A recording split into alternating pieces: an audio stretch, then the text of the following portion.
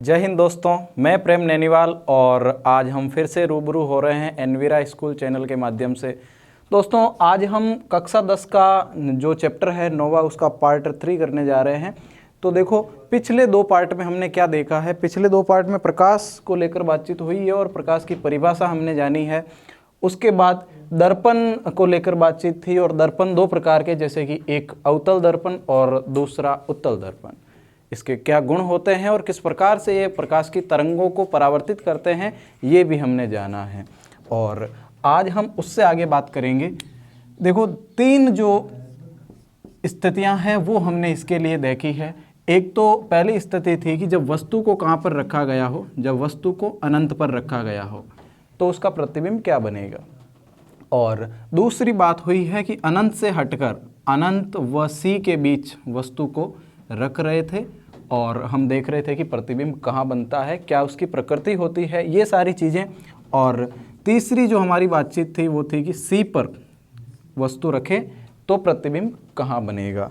अच्छा, फाइनली दर्पण जो हम ले रहे थे वो ले रहे थे अवतल वाला, अवतल दर्पण से प्रतिबिंब निर्माण। और आज उसकी तीसरी स्थिति, यानी कि अगर वस्तु को सी से आगे कहीं रखा जाएगा, यानी सी से आगे रखने का मतलब है कि जैसे कि ये अगर कोई दर्पण है यहाँ पे और ध्रुव ओ से गुजरने वाली ये रेखा इसकी मुख्य अक्ष के रूप में और यहाँ पर इसका फोकस बिंदु है और यहाँ इसकी ये सी है, यानी कि वक्रता केंद्र है। तो अब जो तीसरी स्थिति है वो ये है कि अनंत से तो हम लोग निकल गए थे और यहाँ पे सी तक पहुँचे। सी के बाद सी और एफ के बीच अगर यहाँ पे कोई वस्तु रखी गई है, बिंब रखा गया है, तो किस प्रकार से उसका प्रतिबिंब बनेगा वो हमें देखना है। और इसी के साथ एक सारणी मैंने आप लोगों को बताई है और वो सारणी अगर आप याद करते हो या बनाते हो तो बहुत आसान ये मामला आपके लिए होगा। जैसे ये टेबल बनेगी और यहाँ हम ऊपर वस्तु की स्थिति लिखेंगे और नीचे हम लिखेंगे प्रतिबिंब की स्थिति, ये दोनों होगा, है ना। और तीन ऑप्शन इसमें थे, पहला, दूसरा और तीसरा। हम लोग ये तीनों चीज़ें अनंत, सी, एफ, ये तीनों ऊपर जो हिस्सा है उसमें हम रख रहे थे, जैसे कि अनंत, सी, एफ। उसके बाद इसी को उल्टा करके लिख रहे थे, एफ, सी, अनंत। कहने का मतलब ये हुआ कि यदि कोई वस्तु अनंत पर रखी गई है तो उसका जो प्रतिबिंब बनेगा दर्पण में, और दर्पण भी कौन सा, अवतल, तो जो प्रतिबिंब बनेगा वो एफ पर बनेगा, फोकस बिंदु यानी यहाँ पर बनेगा। और अगर किसी वस्तु को सी पे रखा गया है तो उसका प्रतिबिंब भी सी पर बनेगा, लेकिन नीचे की तरफ बनेगा और उल्टा भी होगा। और तीसरी स्थिति देखो कि तीसरी ये हो गई है आपके, और अगर यहाँ पे वस्तु एफ पर रख दी गई है तो अनंत पर बनेगा। साथ ही हमने ये कहा है कि अगर वस्तु अनंत और सी के बीच यहाँ कहीं है तो प्रतिबिंब भी इन दोनों के बीच बनेगा, और यदि सी और एफ के बीच वस्तु को रखा गया है तो फिर से प्रतिबिंब सी और अनंत के बीच मिलेगा। और अब जो हमारी तीसरी के बाद जो चौथी स्थिति है वो हम लोग देखने वाले हैं, और उसमें यह है कि जब वस्तु सी और एफ के बीच रखी हो, तो ये लीजिए, जब वस्तु सी व एफ के मध्य हो, जब वस्तु सी और एफ के मध्य हो तो वस्तु ये यहाँ पे रख दी गई है, बिंब यहाँ पे रख दिया गया है, तो एक किरण तो समांतर निकलेगी, ये बातचीत कल हुई है। और जो एक किरण समांतर निकलेगी वो फोकस से होती हुई चली जाएगी। उसके बाद जो किरण फोकस से आएगी, या फिर हम ऐसा कहेंगे कि जो किरण सीधा ओ बिंदु पे आएगी, ध्रुव पे आएगी, वो किरण किस रूप में होगी भाई, सीधा जो ओ बिंदु पे आती है उस किरण को तिर्यक किरण कहते हैं, और तिर्यक किरण उतना ही कोण बनाते हुए पुनः लौट जाती है। तो ये इसके साथ भी कुछ ऐसा ही होगा और ये लौटने की कोशिश करेगी और आगे जाकर के दोनों जो किरणें हैं वो काटेगी। अच्छा, जहाँ पर ये दोनों किरणें काटेगी वहाँ क्या बनेगा, प्रतिबिंब बनेगा, और वहाँ से मुख्य अक्ष तक प्रतिबिंब बनेगा। तो हम ऐसा कहेंगे कि ये जो दोनों किरणें हैं, पहली किरण और दूसरी किरण, ये दोनों परावर्तन के बाद कहाँ जाके टकरा रही है, तो अनंत व सी के बीच, यानी कि जो प्रतिबिंब की स्थिति है वो यहाँ पर बन रही है ना। तो वहाँ से, यानी कि ये जो बिंदु आपको नज़र आ रहा है, यहाँ से मुख्य अक्ष तक हम एक लाइन बनाएंगे और उसे हम कहेंगे इस वस्तु का प्रतिबिंब। तो दिखने में प्रतिबिंब वस्तु के बजाय बड़ा दिख ही रहा होगा। और मैंने ये कहा भी है कि सी से परे यानी सारणी में यहाँ बनने वाले सारे प्रतिबिंब वस्तु से बड़े बनेंगे और इधर की साइड बनने वाले सारे प्रतिबिंब वस्तु से छोटे बनेंगे। तो इसकी जो स्थिति है वो अगर लिखते हैं अपन, तो स्थिति में क्या आएगा, सबसे पहले तो उसकी लोकेशन हम बता देते हैं, उसका एड्रेस दे देते हैं।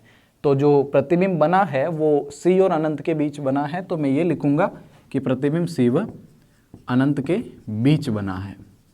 उसके बाद इसकी प्रकृति की बात आती है, तो प्रकृति में ये भी उल्टा है और रियल भी है, यानी वास्तविक और उल्टा प्रतिबिंब है, तो ये भी लिखना है, वास्तविक व उल्टा। उसके बाद अपन लिखते हैं इसका आकार, और आकार आपको दिखाई दे रहा होगा कि इस बार आकार प्रतिबिंब का बड़ा है, तो ये इसका आंसर हो जाएगा। और उसके बाद हम चलेंगे अपनी पांचवी स्थिति की ओर, जो सारणी की लास्ट स्थिति है ना।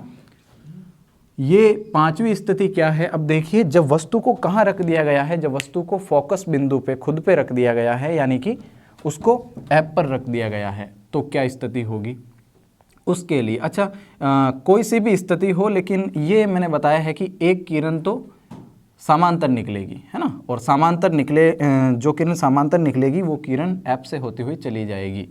तो अब ये जो पांचवी स्थिति है उसमें अपन इस वस्तु को रख रहे हैं फोकस बिंदु पे। तो ये लीजिए, यहाँ फोकस बिंदु है और इस पर ये बिंब मैंने रख दिया है इधर, ये वाला, और जो किरण समांतर जा रही है वो इसके खुद के पैरों से होकर जा रही है, यानी कि बिंदु एफ से होकर चली जा रही है। तो ये पहली किरण की बात हो रही है। और दूसरा, जो किरण तिर्यक आ रही है, मतलब बिंदु ओ पर जो किरण आ रही है, वो सीधी सी बात है कि वो उतने ही कोण से चली जाएगी, उतने ही कोण से चली जाएगी, है ना। दोनों किरणें एक दूसरे के क्या हो जाएगी, समांतर हो जाएगी। वो यहाँ नहीं काटेगी, बल्कि क्या हो जाएगी, समांतर। अगर वो किरणें समांतर है, उन किरणों को आगे अगर बढ़ाएं तो वो कहाँ पर जाकर मिलेगी, अनंत पर जाकर मिलेगी, ऐसा हम मान के चलते हैं। अनंत दिखाई तो नहीं देगा ना, तो अनंत दिखाई नहीं देगा। अगर ये किरणें समांतर है, यहाँ इनके मध्य दूरी बराबर है और यहाँ भी इनके मध्य दूरी बराबर है, तो आगे जाकर ये किरणें कहाँ काटेगी, ऐसा मानेंगे कि वो अनंत पर काटेगी। अच्छा, इसके लिए एक शर्त भी है। क्या शर्त है, वो दोनों समांतर होनी चाहिए, बिल्कुल। यहाँ भी दूरी समान और यहाँ भी दूरी समान होनी चाहिए। अगर जरा सी भी वो इधर उधर होती है तो या तो वो प्रतिच्छेदित करेगी आपस में, और या फिर वो कभी नहीं काटेगी। तो समांतर होने की स्थिति में वो जाकर के अनंत पर काटेगी और बात बन जाएगी कि प्रतिबिंब कहाँ बना, अनंत पर बना। तो बस स्थिति में इसकी लोकेशन लिखने के लिए हम यही कहेंगे, स्थिति में क्या लिखेंगे कि प्रतिबिंब कहाँ बना है, अनंत पर, और ये इसका आंसर भी होगा। साथ ही प्रकृति मैंने आपको बताया कि सारणी से बनने वाले जितने भी प्रतिबिंब है वो वास्तविक भी बनेंगे और उल्टे बनेंगे। तो वास्तविक और उल्टा। उसके बाद अब बात आती है कि उसका आकार कैसा होगा। और यदि प्रतिबिंब अनंत पर बन रहा है, भाई अनंत का मतलब है कि कोई लिमिट आती ही नहीं हो, और अगर लिमिट आएगी नहीं तो आगे जो है बढ़ती चली जाएगी किरणें, और आगे बढ़ते बढ़ते क्या होगा, ये आकार इसका बड़ा। तो इसलिए ये प्रतिबिंब कैसा बनेगा, बड़ा बनेगा। तो ये स्थिति है पांचवी। और छठवीं और अंतिम स्थिति में हम क्या करेंगे, एफ और ओ के बीच, यानी अब ये एक लास्ट स्थिति बची है, यहाँ पर वस्तु को रखना है और फिर देखना है कि क्या होता है। तो अंतिम स्थिति की ओर बढ़ते हैं और कहेंगे कि जब वस्तु कहाँ पर हो, फोकस बिंदु और ध्रुव ओ के बीच हो, है ना, तब स्थिति क्या होगी, बस स्थिति ही बदलेगी और आकार ही बदलेगा, लेकिन इसकी प्रकृति बदलेगी नहीं। ये बात याद रखें। मैंने कहा कि जब वस्तु कहाँ पर हो, जब वस्तु F और अपना जो O बिंदु है ध्रुव, उसके मध्य हो, F और O के बीच हो, तो वापस से हम ये दर्पण बनाएंगे और इस दर्पण पर जो O बिंदु पर आ रही है इस तरीके से रेखा, वो रेखा ध्रुव कहलाएगी, वो रेखा मुख्य अक्ष कहलाएगी और ये ध्रुव बिंदु भी होगा। साथ ही ये फोकस बिंदु, फोकस और O के बीच वस्तु को यहाँ कहीं हमने रखा है, आगे C भी है और आगे क्या है, अनंत भी है। अब यहाँ से जो इस तरीके से जो किरण आएगी ना, वो किरण उसके साथ क्या होगा, भाई ये किरण समांतर आई है और इसको लौट जाना पड़ेगा फोकस बिंदु से, लेकिन यहाँ जो तिर्यक किरण आ रही है वो उतने ही कोण से उसको जाना पड़ेगा। ज़्यादा कोण यहाँ पे बन रहा है तो नीचे की तरफ भी कोण ज़्यादा बनेगा। आप देख रहे हैं कि ये दोनों किरणें आपस में समांतर नहीं है। ये दोनों किरणें आपस में समांतर इसलिए नहीं है कि जब ये किरणें निकली थी तो इनके मध्य दूरी कम थी, लेकिन जैसे जैसे ये आगे बढ़ेगी तो दिशाओं में हल्का सा अंतर होता जाएगा। यानी ये जो किरण है अपनी वो दिशा पकड़ेगी और ये किरण ये दिशा पकड़ेगी, यानी कि लगातार क्या होगा, दूरी बढ़ती चली जाएगी। और दूरी बढ़ेगी तो जब तक ये अनंत तक पहुंचेगी तब तक तो दूरी बहुत ज़्यादा हो जाएगी और ऐसी स्थिति में इनका जो प्रतिबिंब है वो बनेगा नहीं। अगर दर्पण के बहुत ज़्यादा नज़दीक वस्तु को रख दिया गया है, अगर फोकस बिंदु और ओ के बीच रख दिया गया है, तो ये जो प्रतिबिंब है ये बनेगा नहीं। आगे की तरफ तो नहीं बनेगा, यानी वास्तविक तो नहीं बनेगा, लेकिन हम क्या करेंगे, इसे मान लेंगे। कैसे मान लेंगे? नहीं बनता है ऐसी स्थिति में अपन मान के चलते हैं और मानेंगे क्या, अगर इस मुख्य अक्ष को आगे की तरफ बढ़ाया जाए तो मैंने कहा कि यहाँ एक फोकस बिंदु और हमें मिलता है और वक्रता केंद्र भी मिलता है और साथ ही अनंत भी होता है ना। तो अब यदि इन दोनों किरणों को पीछे की तरफ बढ़ाया जाए, देखो पीछे की तरफ किरणों को जब बढ़ाना होता है तो जाने की दिशा में पीछे बढ़ाते हैं, है ना। तो किरणें इस दिशा में जा रही है और यहाँ हम पीछे की तरफ अगर इसे बढ़ाते हैं तो लीजिए इस तरीके से, और इसे भी बढ़ाया तो इस तरीके से, और जहाँ ये दोनों काटती है वहाँ प्रतिबिंब बनता है ना। जहाँ ये दोनों काटेगी वहाँ प्रतिबिंब बनेगा, है ना। तो ये प्रतिबिंब बन गया है यहाँ पे। और प्रतिबिंब के लिए हम ऐसा कहेंगे, देखो F और C के बीच भी बन सकता है और ये भी हो सकता है कि O और F के बीच बने, ये भी हो सकता है कि C से परे बने, लेकिन बहुत सारी स्थितियों में हम केवल इतना कहेंगे कि प्रतिबिंब, स्थिति में क्या लिखेंगे कि प्रतिबिंब कहाँ बना है, तो बस इतनी सी बात है कि वो दर्पण के पीछे बना है। ये बात आपको याद रखनी है कि दर्पण के पीछे प्रतिबिंब बना है। अब लीजिए, अगर बात प्रकृति की होगी तो यहाँ पर बदलेगी। मैंने कहा 5 जो इससे स्थितियाँ बनती है वो तो सब सेम होगी, और ये सारणी में भी नहीं है ना। तो ये सारणी में भी नहीं है और प्रकृति लिखनी है तो प्रकृति आप देख ही पा रहे हैं। अगर कोई सा भी प्रतिबिंब इस दर्पण के आगे की तरफ बने या यहाँ नीचे की तरफ, नीचे या ऊपर आगे की तरफ बन जाए तो हम कहेंगे कि वो वास्तविक है ना। और अगर ये दर्पण के पीछे की तरफ प्रतिबिंब बनता है तो हम कहेंगे कि वो प्रतिबिंब वास्तविक नहीं है बल्कि वो काल्पनिक है, आभासी है। क्या किया हमने यहाँ पे कि प्रतिबिंब नहीं बना तो हमने मान लिया, किरणों को पीछे की तरफ बढ़ाया और काटा, और क्या किया, दर्पण जबरदस्ती दर्पण के अंदर प्रतिबिंब हमने बना डाला। तो जो हम मान के चलते हैं वो हमारी केवल कल्पना होती है और इसलिए इसे काल्पनिक प्रतिबिंब कहेंगे या फिर इसे आभासी प्रतिबिंब कहेंगे। और आप देख रहे हैं कि ये मुख्य अक्ष के ऊपर की तरफ है इसलिए ये सीधा भी है, तो हम कहेंगे कि प्रतिबिंब जो बना है वो आभासी व क्या बना है, सीधा। आभासी और सीधा प्रतिबिंब बना है।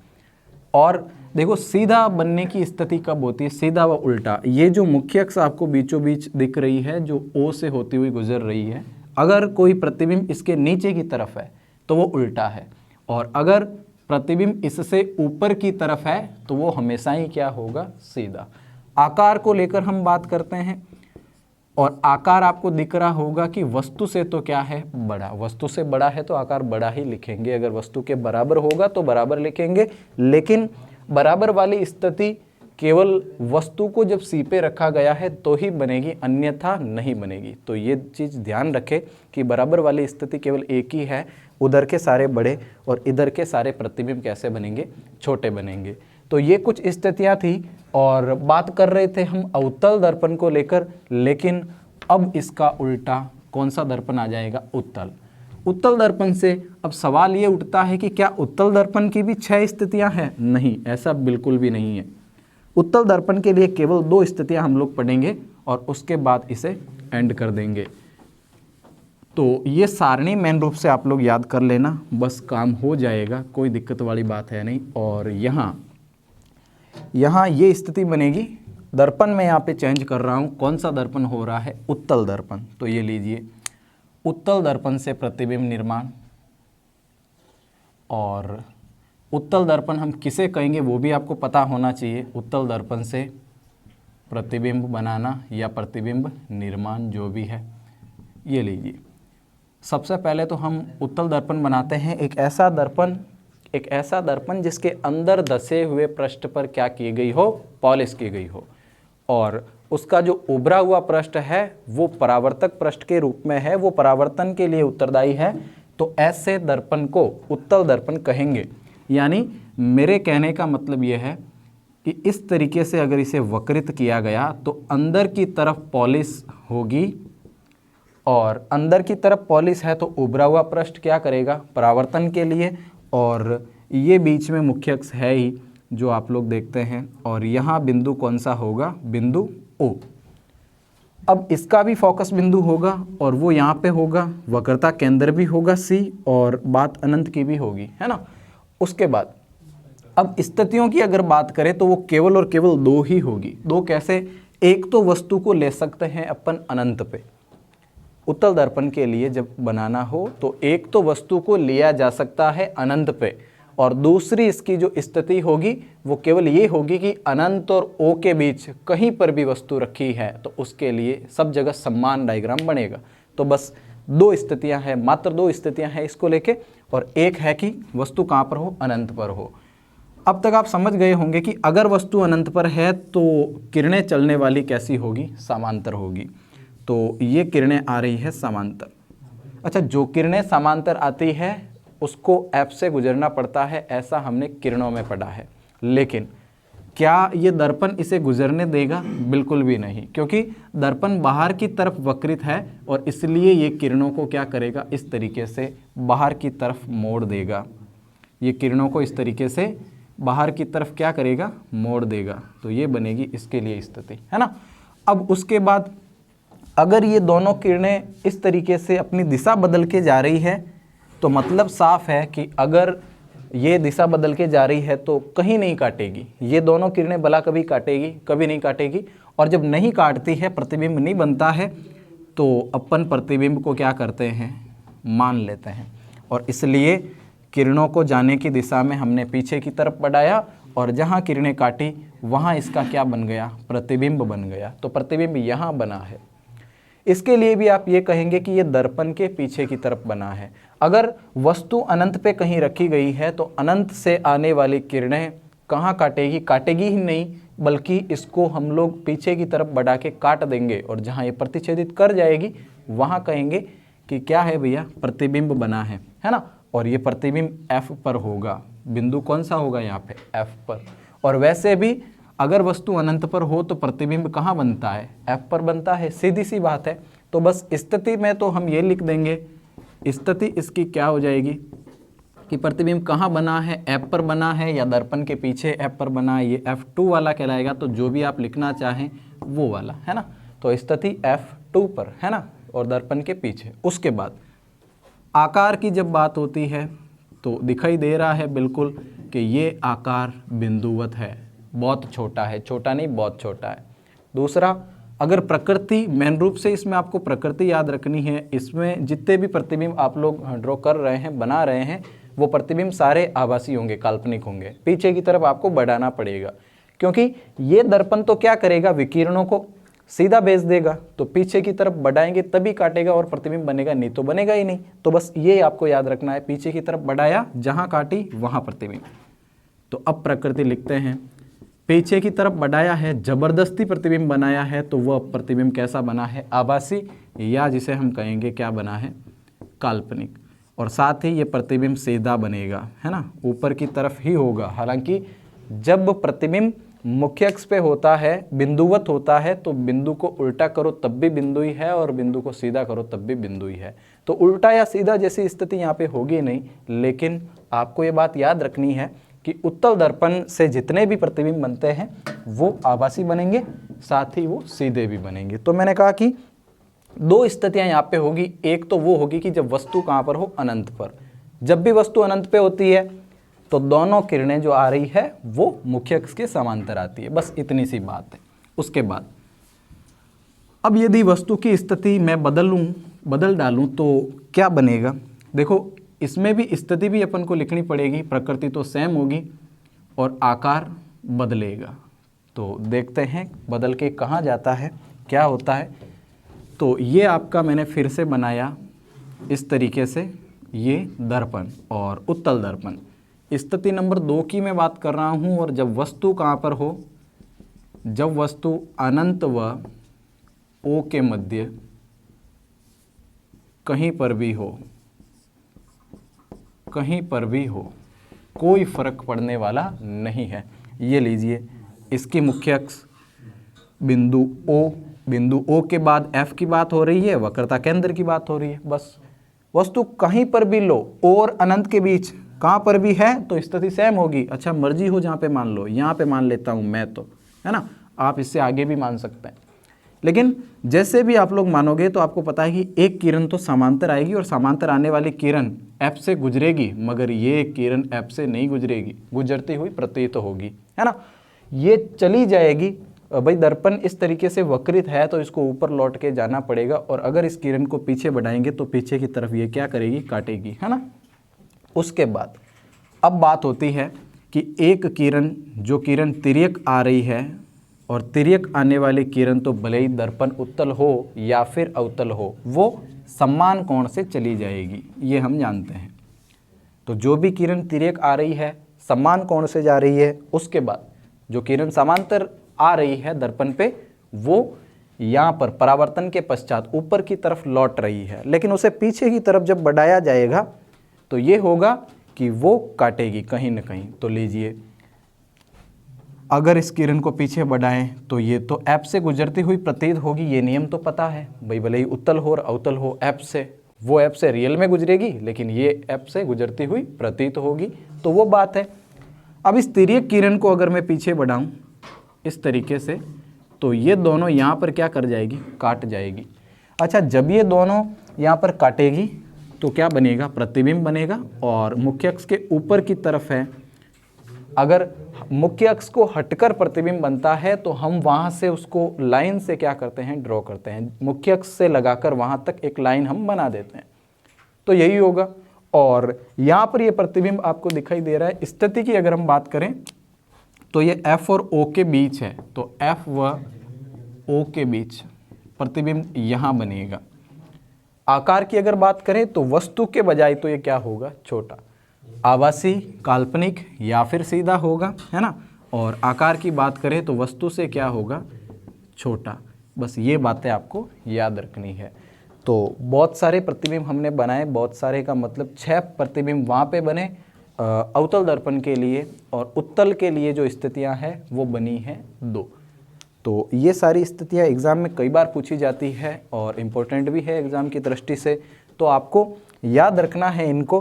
और ये भी बताया है कि ये अगर सारणी आप लोग बना लेते हो, और सारणी बनाने का जो तरीका है वो भी बहुत आसान है, तो अगर इस तरीके से याद रखते हो तो बहुत आसानी होगी।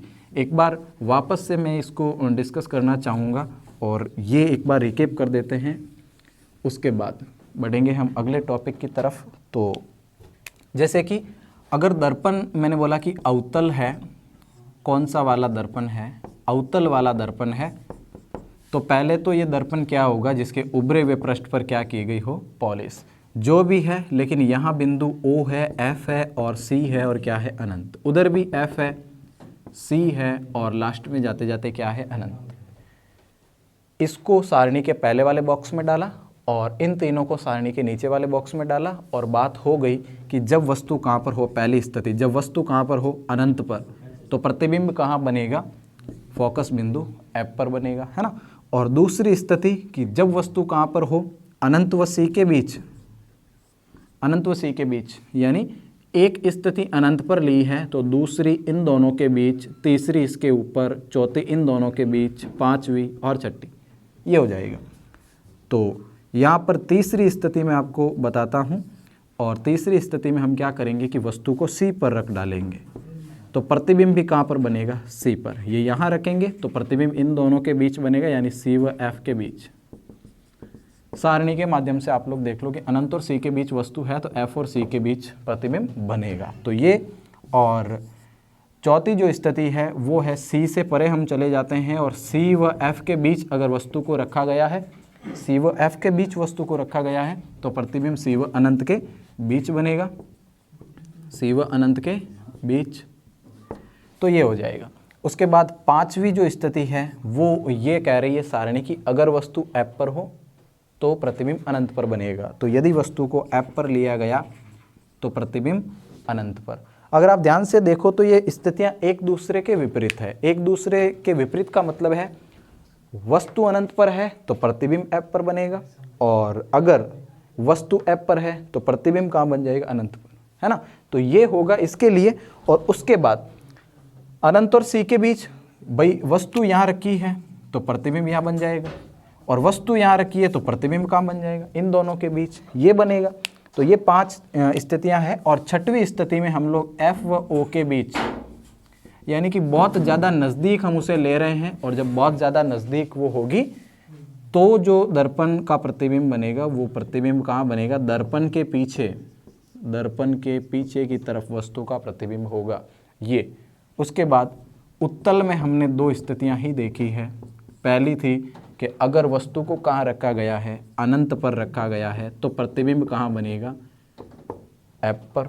और उसके बाद दूसरी स्थिति, अगर ये जो वस्तु है इसको अनंत और ओ के बीच कहीं भी रखा गया, अनंत और ओ के बीच कहीं पर भी, तो जो प्रतिबिंब बनेगा वो दर्पण के पीछे की तरफ तो होगा ही, लेकिन वो एफ और ओ के बीच होगा, एफ व ओ के मध्य होगा।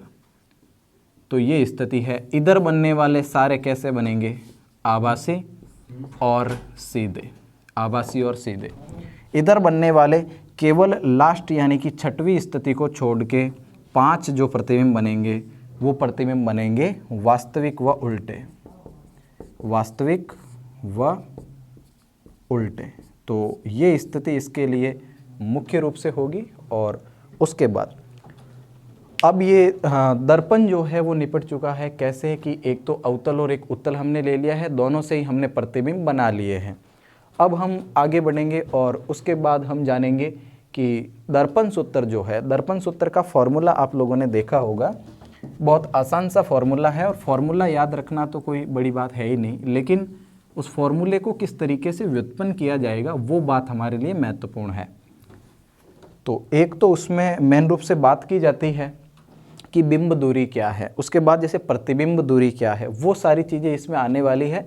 तो क्यों नहीं हम इससे पहले एक चिन्ह परिपाटी को क्लियर कर लें कि कब ऋणात्मक होगी दूरियां और कब दूरियां धनात्मक होगी। इन चीज़ों के लिए हम एक चिन्ह परिपाटी का प्रयोग करेंगे और वो है कार्तीय चिन्ह परिपाटी। तो इसको भी जान लेते हैं और उसके बाद हमारा रहेगा दर्पण सूत्र, फॉर्मूला क्या है। तो कार्तीय चिन्ह परिपाटी की मैं बात करता हूं यहाँ पे, कार्तीय चिन्ह परिपाटी।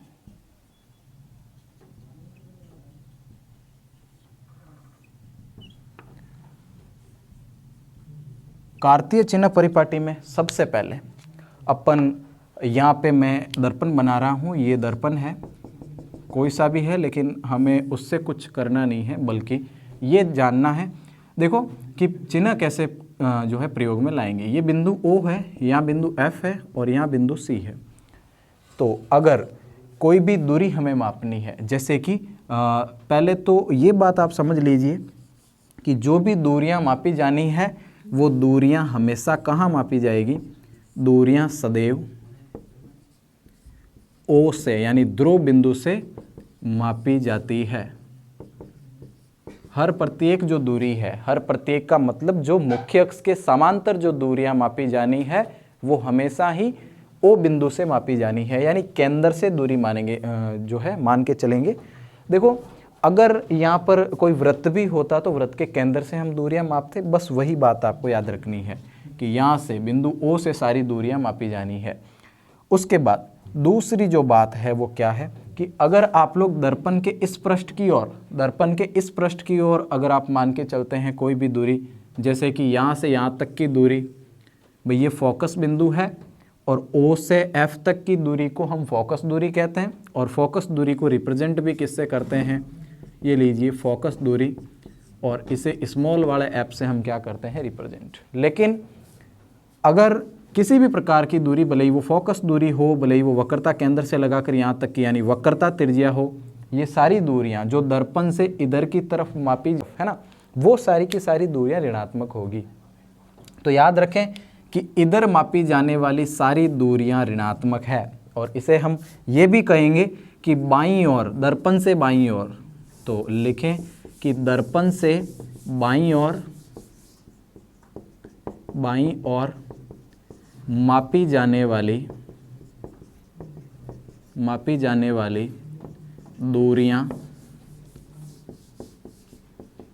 ऋणात्मक होती है, दूरियां ऋणात्मक होती है। तो आप लोग समझ गए कि बाईं ओर, ये इसका बायां हिस्सा है, तो बाईं तरफ मापी जाने वाली दूरियां ऋणात्मक, साथ ही इसका उल्टा कि दाईं तरफ जो भी दूरियां मापी जाएगी वो हमेशा ही क्या होगी, धनात्मक। तो ये इसका दूसरा पॉइंट भी है कि दाईं तरफ मापी जाने वाली जो दूरियां हैं दर्पण से दाईं तरफ, वो दूरियां हमेशा ही क्या होगी, प्लस होगी। तो इस बात को आप लाइन के रूप में लिख सकते हैं कि दर्पण से दाईं तरफ मापी जाने वाली दूरियां सदैव धनात्मक होगी। एक पॉइंट और बचता है कार्तीय चिन्ह परिपाटी में, और वो ये है कि अगर प्रतिबिंब नीचे की तरफ बन रहा है तो प्रतिबिंब की जो ऊंचाई है वो h डैश, जैसे कि h से उसे हम रिप्रेजेंट करेंगे, तो ये जो दूरी है नीचे की तरफ है ना, मुख्य अक्ष के नीचे, तो नीचे की तरफ ऋणात्मक मापी जाएगी। और अगर किसी प्रतिबिंब की दूरी या फिर बिंब की दूरी हमें ऊपर की तरफ मापना है, जैसे वस्तु रखते हैं ना यहाँ पे, तो वस्तु की ये दूरी मापनी ऊपर की तरफ, मुख्य अक्ष से ऊपर, तो वो दूरी हम मान के चलते हैं धनात्मक। तो बस इतनी सी बात है कि दर्पण से इधर मापी गई जो दूरियां हैं वो हमेशा ही ऋणात्मक मापी जाएगी, दर्पण के उधर की साइड मापी जाने वाले, दाईं तरफ मापी जाने वाली धनात्मक होगी, नीचे मापी जाने वाली ऋणात्मक होगी, और ऊपर की तरफ मापी जाने वाली धनात्मक होगी। लेकिन एक बात इसमें और ऐड कर लीजिए या फिर उसे याद रखिए कि दर्पण के सामने जो हम बिंब रखते हैं यानी वस्तु रखते हैं वो हमेशा ही कहाँ की तरफ रखेंगे, बाईं ओर। दर्पण के सामने जो भी बिंब रखते हो वो बाईं ओर रखो, और इसलिए बिंब की दूरी को हमेशा ही ऋणात्मक लेंगे क्योंकि वो दर्पण के बाईं ओर है। तो हमेशा ही किसी वस्तु के लिए आप जो ले रहे हो वो ऋणात्मक होगा। अच्छा, ये बात भी है कि यहाँ पर जो छोटा वाला f है वो रिप्रेजेंट करता है फोकस दूरी को, और इसके साथ हम एक और चीज़ यूज में लेंगे और वो होगी u, छोटा वाला u है ना। और छोटे वाले u को हम कह के चलेंगे कि ये किसकी दूरी है, बिंब की दूरी, वस्तु से बिंब की दूरी। भाई वस्तु अगर यहाँ पर पड़ी है तो वस्तु से ये यहाँ तक, ये वाली दूरी वस्तु की दूरी, ये कहलाएगी u, बिंब दूरी। इसके बाद एक और होगा हमारे पास और वो होगा v, और v को हम कहेंगे कि वो प्रतिबिंब की दूरी है। किसकी दूरी है, प्रतिबिंब दूरी। भाई जहाँ पे प्रतिबिंब बन रहा है, जैसे कि प्रतिबिंब यहाँ बना है तो यहाँ से बिंदु O तक, मैंने बोला सारी दूरियाँ सदैव कहाँ से मापी जाती है, O से, तो मतलब O से लगाकर यहाँ तक की दूरी वो कहलाएगी v, और वो होगी प्रतिबिंब दूरी। उसके बाद ये तीनों चीज़ें दर्पण सूत्र में काम में आने वाली है, इसलिए विशेष तौर से इनको याद रखें। और यहाँ से बड़ा सवाल भी बनता है दर्पण सूत्र को लेकर, तो वो हम व्युत्पन्न करेंगे। जैसे कि अगर आपको कहे कि प्रतिबिंब की ऊंचाई, तो उसे हम h से, जैसे बिंब की ऊंचाई की पहले बात करते हैं, तो बिंब की ऊंचाई की बात करें ना तो आप कहना कि h है, लेकिन h डैश है तो हम उसे कहेंगे कि वो प्रतिबिंब की ऊंचाई है, प्रतिबिंब की ऊंचाई। तो यहाँ पर ये होगा बिंब की ऊंचाई और प्रतिबिंब की ऊंचाई h, और h डैश से उसे हम रिप्रेजेंट करेंगे। तो आज के लिए इतना ही, इजाज़त चाहेंगे, और बचता है दर्पण सूत्र और वो हम नेक्स्ट वीडियो में लेंगे।